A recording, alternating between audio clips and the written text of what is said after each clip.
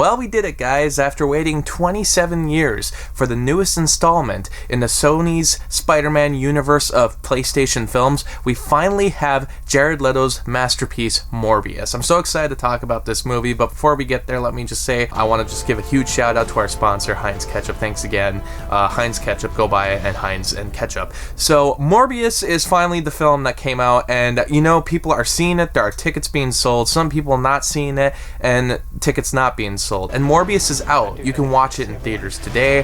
The film is released. You can watch it last night too, unless you can't go to last night. You can watch it today. And today it's out. And tomorrow it will still be out. And more than likely it'll be out in the coming weeks.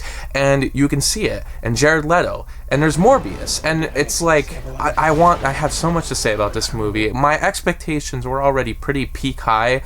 Like, about as high as a peak can get high, but somehow it even managed to surpass my expectations. I was a fan of Blade Trinity when it came out, so Morbius came out, and I can't even explain into words some of the images I saw on the screen. They shot this movie, and the actors, they acted, and it has Matt Smith, and Morbius, of course, by Jared Leto, who previously was best known for his work in The Simple Things, or as some people like to call it, The Little Things, if you're like me and forgot the title. It's just a marvelous film. It really puts the Marvel in marvelous. It's a Morbius film. It's a Morbius-less film. The action sequences, they sure have them. And there's like action and Tyrese.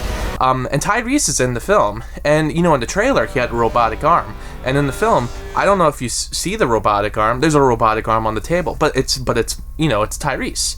I don't remember the character's name, but that, what?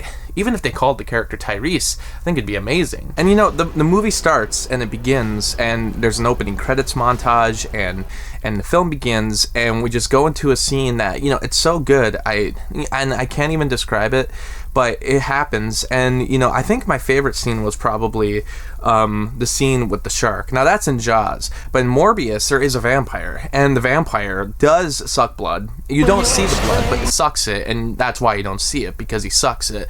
And there's a guy bleeding out, but it's already gone. If you bleed out and you don't have blood in your body because it's already been sucked by a vampire, you won't bleed out. There's the love interest, and the love interest is there. And there's also Morbius. We can't forget about Jared Leto. Wonderful performance straight out of Requiem for a Dream.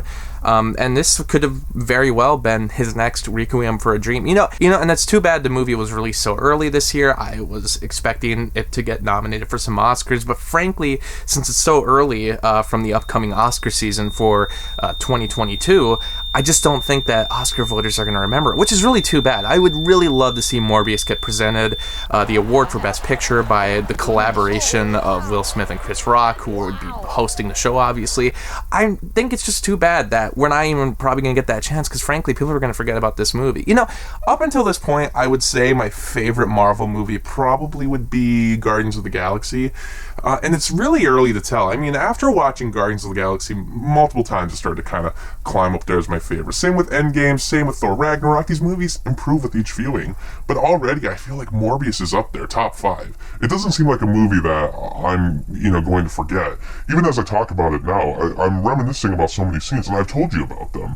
There was the scene in the beginning, and then there was that one in the middle, and, don't forget Matt Smith.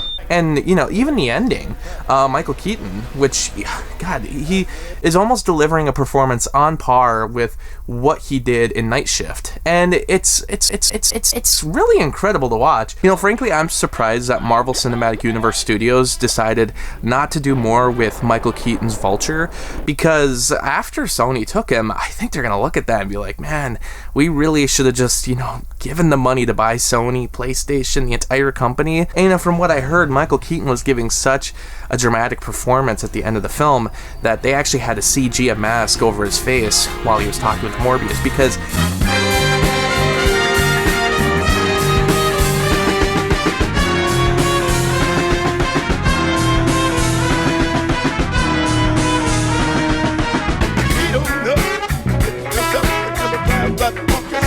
Morbius could be the last movie ever made, and I think audiences would be satisfied.